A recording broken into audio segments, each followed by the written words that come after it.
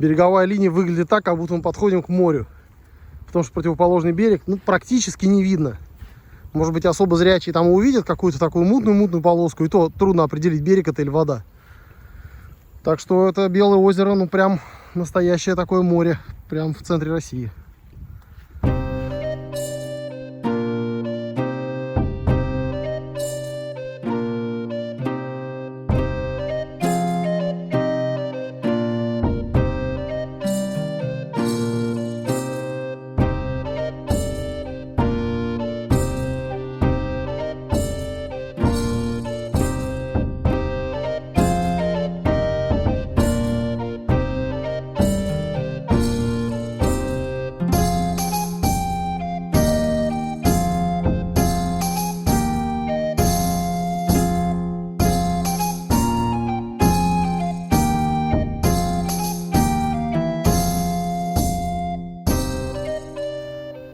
Когда я вижу такие склоны, я всегда думаю, как же здорово на них зимой кататься с горки. Здесь вообще идеально. Есть вот эта ложбинка с камышами, которая не позволяет выскочить на тротуар или врезаться в дерево. Вообще здесь должен быть какой-то зимний праздник, когда много снега. А здесь, наверное, всегда много снега.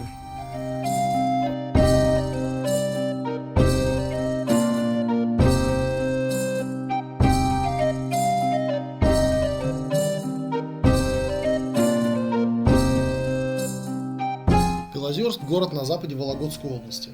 Находится он на берегу огромного по меркам жителей Подмосковья озера Белого. В центре вы найдете Белозерский Кремль, окруженный валом. Почти нигде Кремлевский вал не сохранился так хорошо, как в Белозерске. Здесь по нему реально закольцевать путь.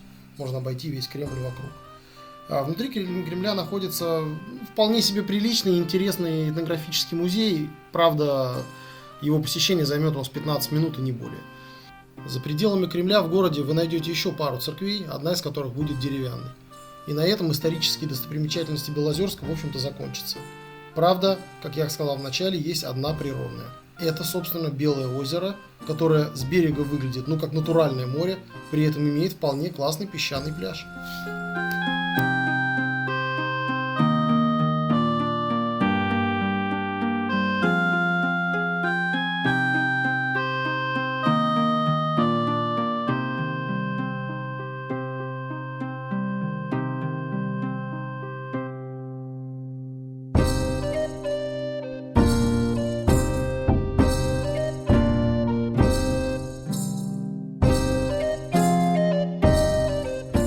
Но с учетом прогноза на ближайшие дни, это, вероятнее всего, было наше последнее купание не только в этой поездке, но и в этом сезоне. Хочется верить, что нет.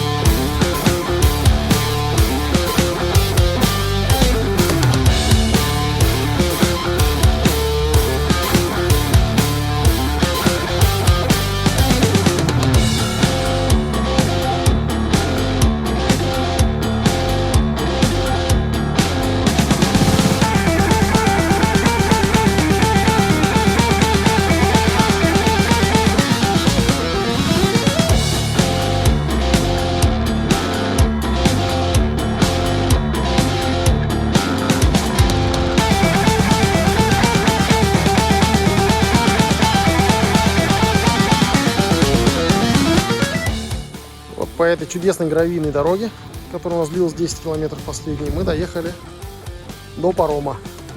Это короткая дорога из, хотел сказать, из Череповца. Или мы были там, нет, на самом деле из Белозерска в Кириллов. Вот, если объезжать по асфальтированным дорогам, получаются крюки. Вот, один крюк вообще большой, порядка 110 километров. Второй 40, но тоже с паромом. Но это, скажем, резервный такой вариант, если паром вот этот вот по каким-то причинам не работает. Вот. Но мы спросили там у людей сегодня с утра, он работает.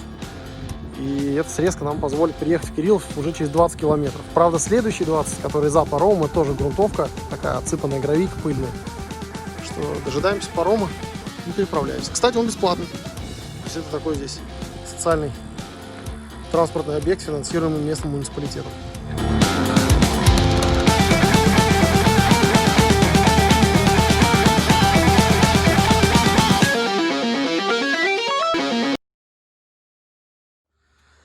Похоже, мы приехали на какую-то очень популярную достопримечательность. Машин на стоянке много очень. По этой чудесной гравийной дороге сквозь запыленные деревни мы выдвинулись из Белозерска в сторону Кириллова. Первая часть пути была как раз до этого парома. После дорога тоже продолжилась гравийной. Была, наверное, порядка 10 километров такой, после чего мы выехали на асфальт. Уже на самом подъезде к Кириллову мы свернули в сторону для того, чтобы посетить еще одно интересное место. Оно называется гора Маура.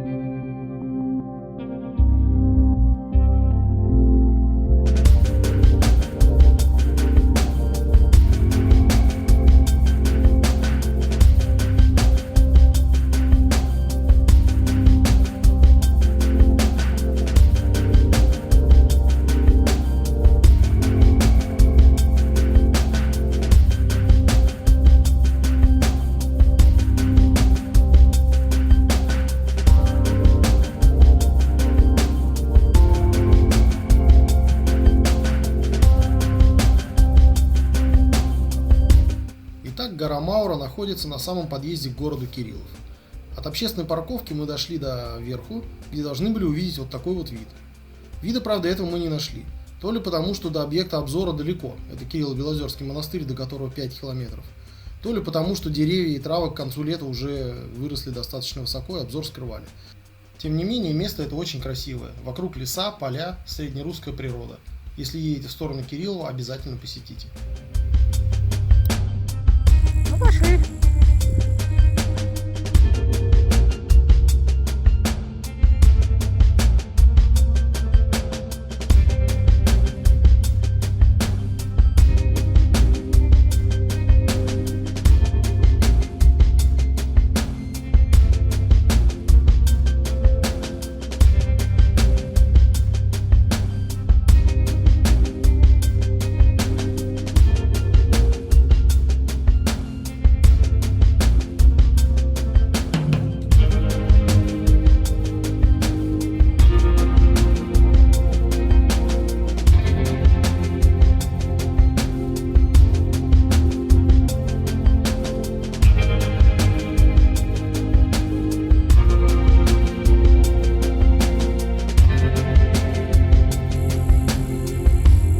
Здесь приглушу музыку и просто помолчу.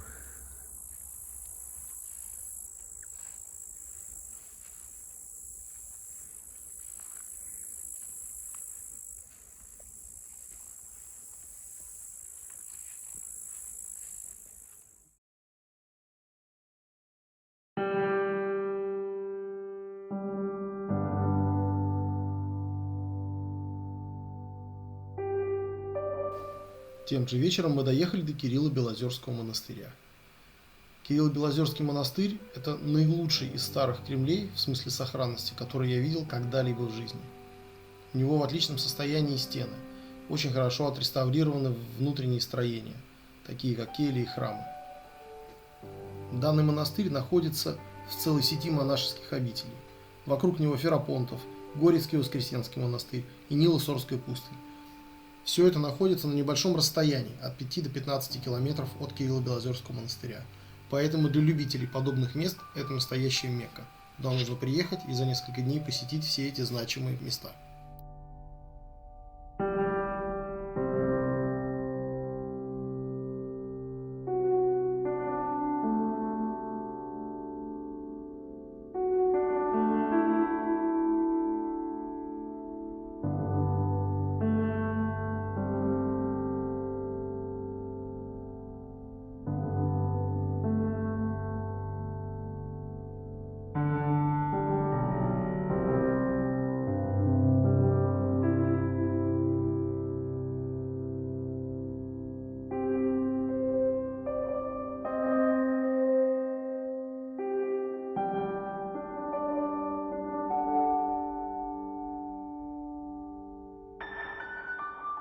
Отдельного внимания в монастыре заслуживает мостовая из надгробных плит, чьи надписи были сбиты в XVIII веке.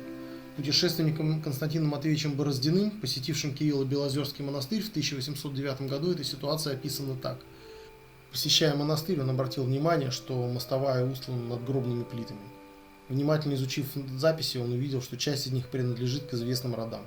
Обратившись к настоятелю, он попросил его извлечь плиты и вернуть их на место на кладбище, поскольку не по чести ходить по надгробиям людей. На обратной дороге он снова посетил монастырь и увидел, что большая часть надписи была тщательно сбита. Сбиты имена и фамилии, но главное, сбиты даты рождения и смерти, написанные еще буквицей в старой системе летоисчисления, до романовских времен. Это яркий пример того, как переписывалась история в угоду действующей власти, произошедшей уже достаточно давно.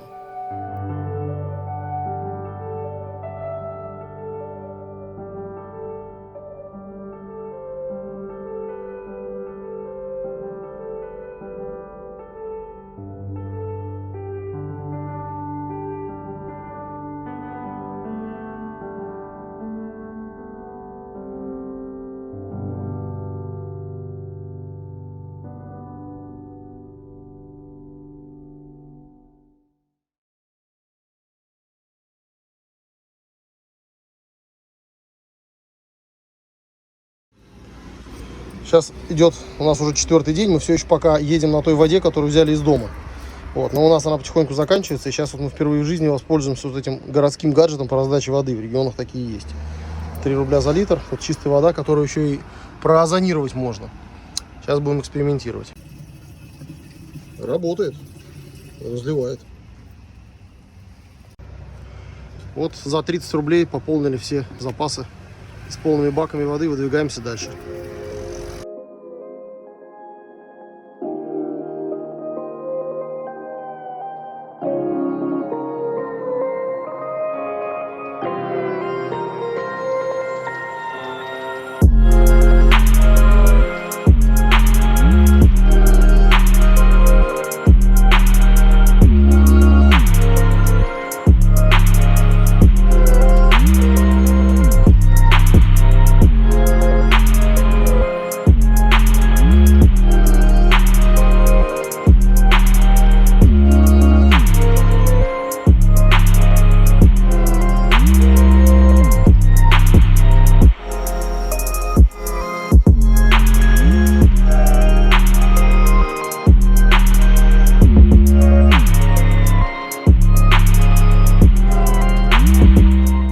Сегодня нам предстоял путь до Вытегры, порядка 300 километров. Один из самых длинных перегонов, кстати.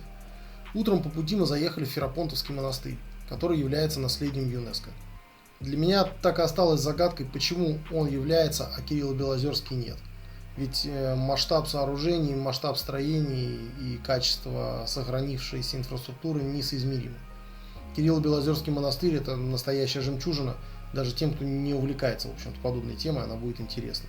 Ферапонтовский, может быть, он чуть лучше, чем Кремль в каком-нибудь Юрьев-Польском, но я бы не сказал. Хотя, еще раз, я, наверное, просто не специалист.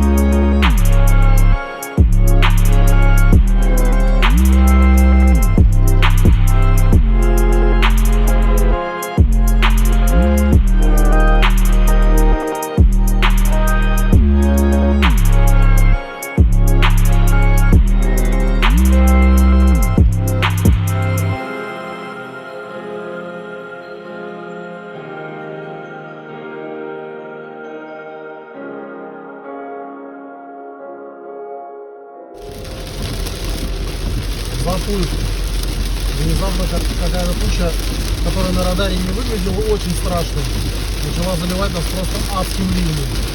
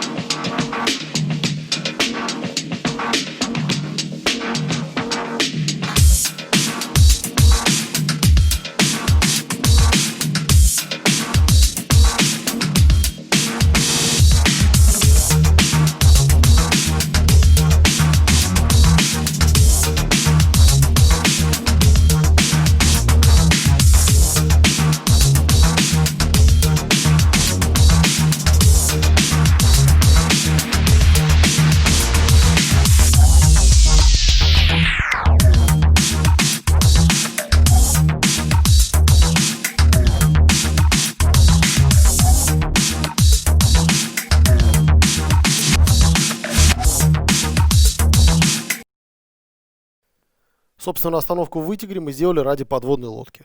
А поскольку я уже сделал по ней отдельный ролик, долго останавливаться не будем. Если вы его еще не смотрели, то он есть в описании под этим видео. Следующим утром мы снова ехали по грунтовой дороге.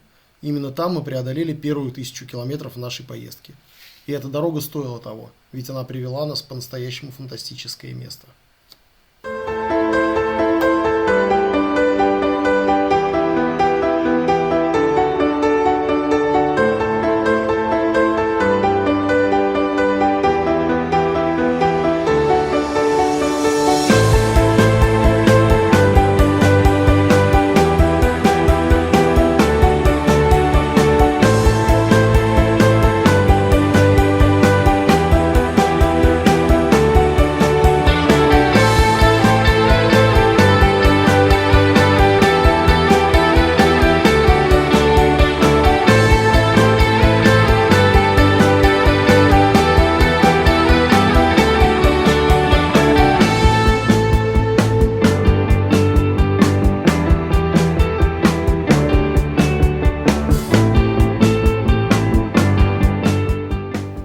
Андама, или официально Андамский геологический разрез, это памятник природы, возникший в результате движения ледников. Высота горы 85 метров, он находится на берегу Онежского озера, 50 километров севернее Вытегры. Благодаря различным цветастым песчаникам он имеет свой неповторимый вид. Однако там есть глина, ввиду чего вода возле берега взбивает ее и такая не совсем морская, а немножко желтенькая. Тем не менее, место красивейшее, и для тех людей, которые путешествуют в северном направлении по правому берегу Онеги, если смотреть на карту, да, правильно сказать, по восточному берегу, это место просто обязательно посещение.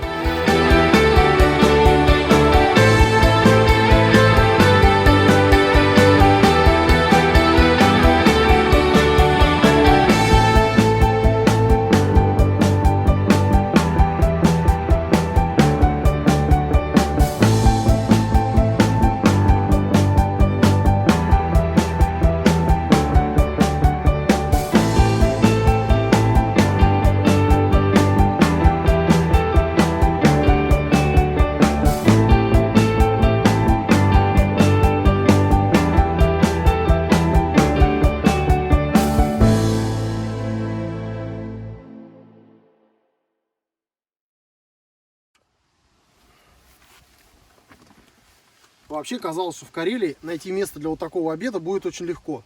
На самом деле это совсем не так.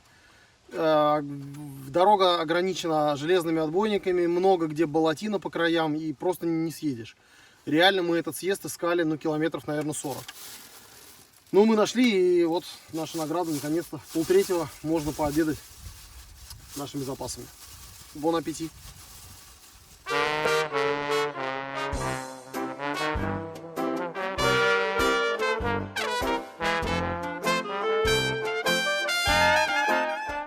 После короткого обеда мы продолжили наш путь, ведь на сегодня у нас было запланировано еще 2 точки. Следующей была Челмужинская коса. Этакая Балтика в Карелии. Шикарное место, к которому, правда, снова вела грунтовая дорога, и уже гораздо худшего качества, чем до этого.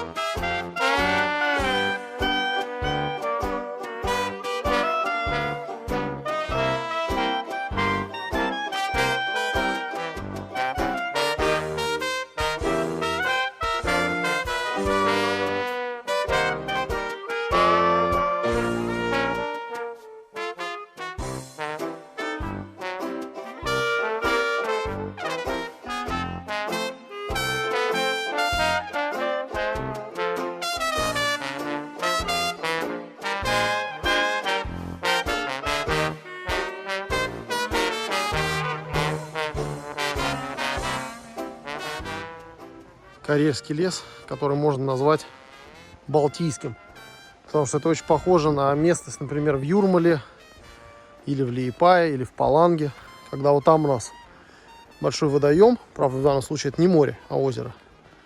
Сосны, нет подлеска, свободно можно ходить. Есть дорожки, как автомобильные, так и пешеходные. Ну и единственное отличие от Балтийского леса — это вот этот обильный черничник. Здесь даже есть ягоды. Правда, что-то пока ни одной в кадр поймать не могу. Ну да ладно. Они есть, мы их собирали. Вот этот лес, он такой, он простирается на большое расстояние. И главное, видимость в этом лесу очень большая. Там он на 200, на 300 метров видно. Вот еще местная особенность — это мхи. Вот такие поляны из мягкого мха.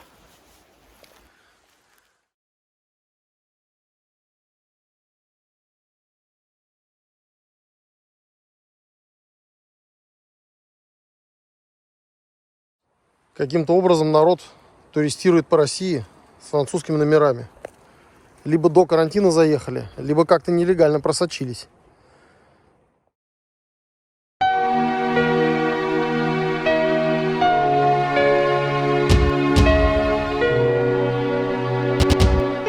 Третьей точкой на нашем маршруте сегодня был мемориал Сандра Мох. Это место, где в 1937-1938 году было расстреляно более 6 тысяч человек. Русские и узбеки, эстонцы и поляки, евреи и грузины, художники, политики, люди творческие и простые работяги. Это были заключенные Беломоро-Балтийского и Соловецкого лагерей, заключенные по выдуманной ранней советской властью антисоветским статьям. Церковник, злостный троцкист, национал-уклонист и подобное. Подавляющее большинство этих людей позже было реабилитировано, но только им уже от этого легче не стало. Наша история полна великих открытий, великих достижений, которыми можно и нужно гордиться. Но есть не и факты, от которых остывает кровь в жилах. И надо о них помнить, рассказывать новым поколениям, чтобы у них не возникло желания повторять их. Посещайте подобные места в ходе своих путешествий, ведь именно они заставляют вас задуматься о том, для чего мы живем, и что хорошего мы можем и должны сделать прямо сейчас.